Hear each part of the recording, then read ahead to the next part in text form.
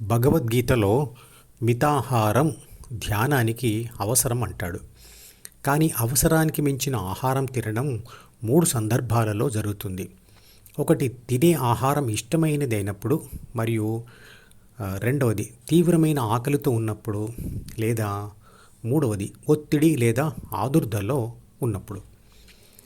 పైన ఉన్న చిత్రపటం చూస్తూ ఈ విషయాలను అర్థం చేసుకోండి.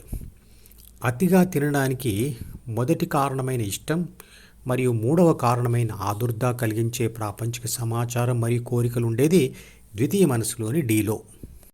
ఇష్టపడే రంగు, రుచి, వాసన లాంటి సిగ్నల్స్ మరియు ఆదుర్ద లేదా ఒత్తిడి కలిగించే సమాచారం ప్రపంచం నుండి జ్ఞానేంద్రియాల ద్వారా డీలోకి వస్తాయి.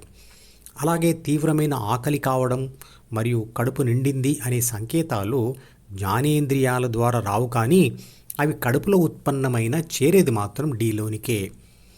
ప్రాథమిక మనసు మరియు అహములతో కూడిన ఆత్మ అంటే ఏబీసీ డీలోని ఈ విషయాలలో దేని మీద ధ్యాస పెడితే దాని ప్రకారంగా తినడం ఆపడం లేదా కొనసాగించడం ఉంటుంది.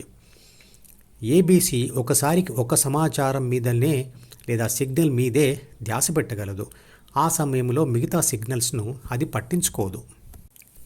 కడుపు నిండింది అనే సిగ్నల్ మీద ధ్యాస పెడితే తినడం ఆపేస్తాం.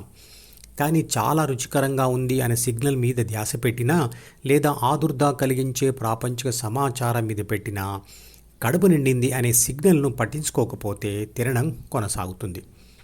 ద్వితీయ మనసులోని డీకి చేరుతున్న సమాచారంను ఫిల్టర్ చేసి అవసరం లేని సిగ్నల్ని తిరస్కరించే శక్తి ఏబీసీకి ధ్యానంతో వస్తుంది. అలా తిరస్కరించే పద్ధతిని తపస్సు అంటారు.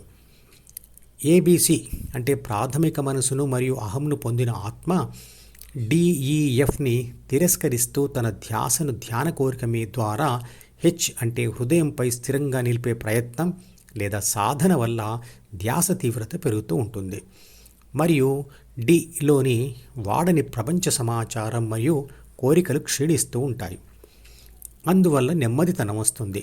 శరీరం నుండి డీకి వచ్చే సమాచారాన్ని ఫిల్టర్ చేసే అంటే వడబోసే శక్తి వస్తుంది. అందువల్ల అనవసరమైన దానిని తిరస్కరిస్తూ అవసరమైన ప్రతి సంకేతాన్ని గుర్తిస్తాం. దానికి అనుగుణంగా నిర్ణయం తీసుకుంటాం. ధ్యాస తీవ్రత పెరగాలంటే ఇంకా ఏం చేయాలి?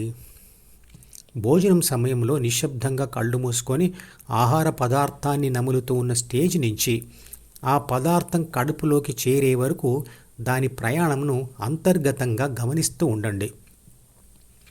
భోజనం చివరి వరకు అదే చేస్తూ ఉండండి. టీ తాగుతున్నప్పుడు కూడా అదే పద్ధతిని అవలంబించండి.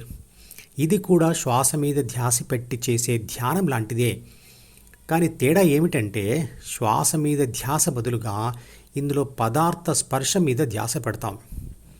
దీనివల్ల నెమ్మదిగా మీ ధ్యాస తీవ్రత పెరుగుతుంది.